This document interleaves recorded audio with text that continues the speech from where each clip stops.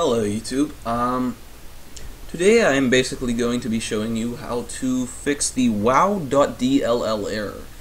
You get this when you right click a program on Windows 7. I'm not too sure if it is the same on Windows 8 as it occurred to me on my computer with Windows 7. I was using a laptop, and I believe what this problem is a virus that wasn't incorrectly removed, and basically something is trying to start it, and when you right click, and it is giving you the error that it was not found as you actually removed the path. It should give you an entire path, but the ending of the path will be wow.DLL. I believe that this will work for similar issues with any pop-ups saying that a file path was not found randomly, especially DLLs, which are dynamic libraries. But now, basically, we're going to take 4 steps to do this. There's one of these steps is more important than the other, but it's better to do all 4, as it's a lot better to clean your computer completely and thoroughly before you do the final step. Now, first, what you are going to do is use your preferred virus scan program and run a full scan on your computer on all the drives, and let the scan run. Make sure everything gets scanned and remove all the viruses from your computer. I recommend, if you don't have the money to buy a good virus program, and even if you have the money to buy a good virus program or on a budget, or if you just want, a recommended virus program, I recommend Malwarebytes. It is free for the first 30 days, and after that, it's supposedly not free, but you could still use it. After this video, you might not be able to, sadly. No, I'm just kidding. But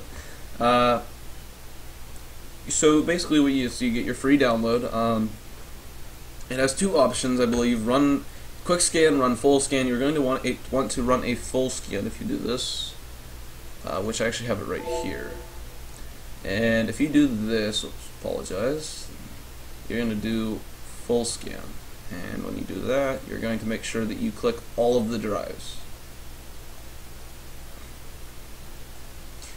After that is done scanning, remove everything that it gives you. Make sure you're going to have to check a series of boxes. There should be and then you'll have to remove. And in most cases of more severe malware or anything that viruses in general, you're going to have to restart your computer. After you have a complete restart and everything is removed with Malwarebytes, the first thing you are going to do is go to google.com, which is my preferred search engine. You can go to others, and you are going to search up Malwarebytes anti-rootkit. Now, this is called MBAR, or referred to as MBAR, and basically what you're going to do is go to malwarebytes.org/product/MBAR, and you're going to click this little hyperlink right here that says download from malwarebytes.org. You will get a pop-up like this, and you're going to click open. You can save it if you would like to open it from your desktop and have the computer. You can scan it if you want, save it to your desktop. If you have, I believe Norton will allow you to scan a link directly from I know it is not a virus and it's completely safe, but if you don't feel safe with my word, then that is completely fine. But after you do that, you're going to open it and run the scan and fix anything that it comes up with, and it may require you to restart your computer again.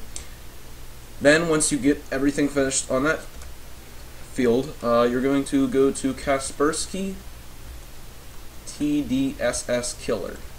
I will leave all the links for these in the description. This is the wrong one. You're going to go to here. This is the correct one. And you are going to download the Kaspersky TDSS Killer. And now, basically, what this is pretty much in simpler terms, it's a virus scan. It's a better virus scan for rootkits, bootkits, and you can see it right there: rootkits, bootkits, and malware family rootkits. I'm just reading it off right there.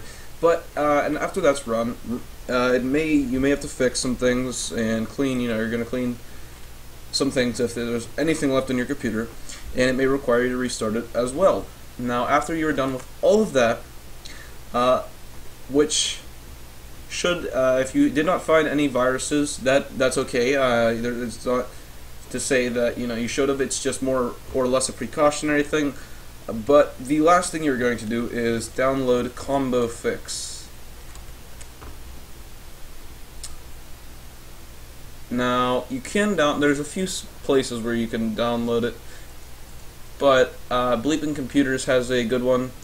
I believe this is updated. It's by SUBS, it's subs, but now basically what you're going to do for this is you can save it to your desktop if you'd like. You're going to have to install it. Now, after it's installed, you're going to open the program, and basically you are going to run it. If you would like me to give you a better idea on what you're supposed to do, I will show you here.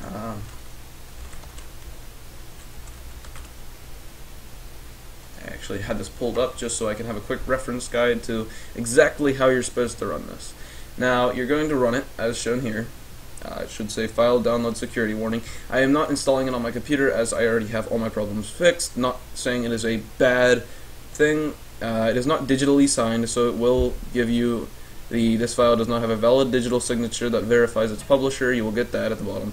That is completely okay. It's a lot of programs aren't digitally signed, but run the program and you are going to get a disclaimer, terms of service. Going to click I agree if you agree to the terms and service. I recommend you read all the terms and service. Basically what it just says is it is not taking responsibility for anything that happens to your computer, as this can cause problems to your computer in extreme cases, but it's unlikely. Now, after that, you are going to click I agree. If you are, if you do wish to take all responsibility for anything that happens on terms of the program, and then it will come up.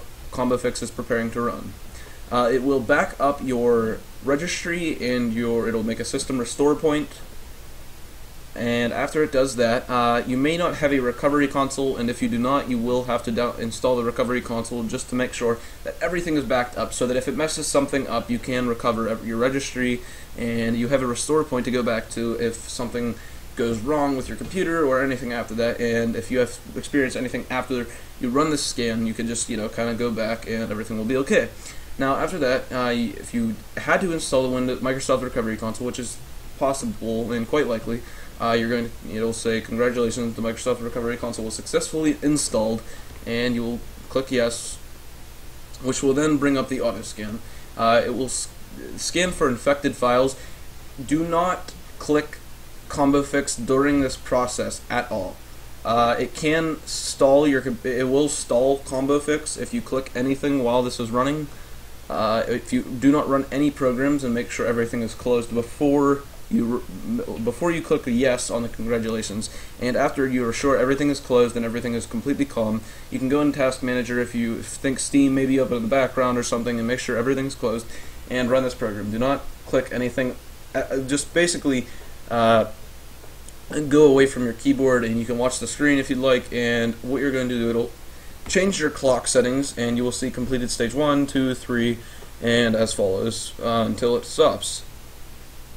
Now after it is done, it will say preparing log report, and it will give you an almost done type of thing, and a few seconds after that it will turn your clock back to normal, and it will give you a log.